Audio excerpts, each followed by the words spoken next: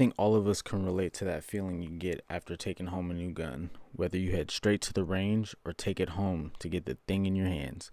One of the first things we look at or are inundated with is potential upgrades for your new pistol. If you're into mods, there's plenty of videos about that. If you're on the fence, keep watching. In this video, I'm going to give my perspective on if Glock modifications are even necessary, and can hopefully give you some things to consider before modifying your Glock. Dun, dun, dun. So the first thing to consider is the cost. If you're on a tight budget, your gun is good to go out of the box.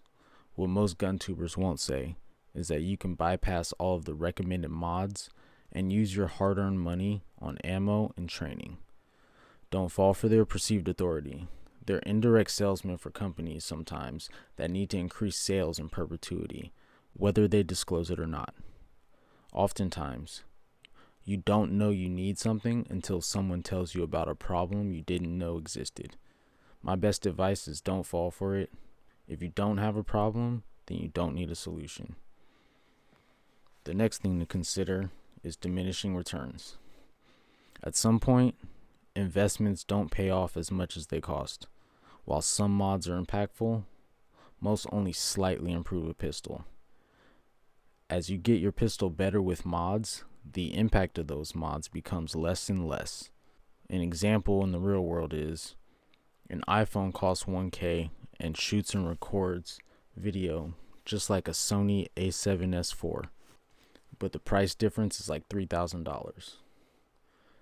If you're the average person, you don't need a higher end camera to record family moments. Just like someone that wants to protect themselves doesn't need a decked out competition race gun. If your tools are for general purposes, then it's absolutely fine out of the box.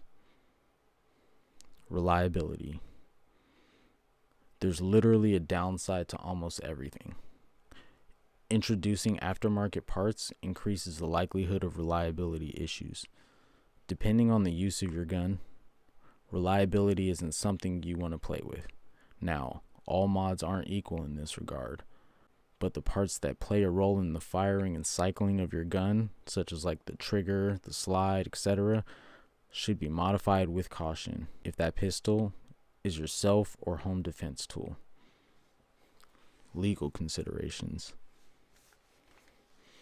This mainly implies to incriminating cosmetic mods, but please believe, any and all mods will be scrutinized in court should you have to defend yourself.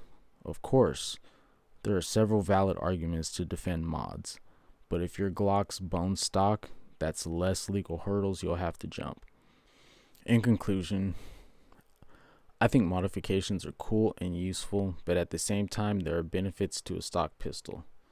When I started this channel, I wanted to share things I wish I knew starting off. And in this video, I want to let you know that stock Glocks are great. Don't let people convince you that your pistol is inadequate.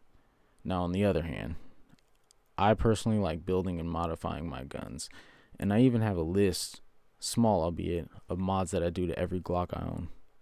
For me, my mods are all functional, though oftentimes you improve function and cosmetics at the same time. If you want a video of me breaking down my list, let me know in the comments.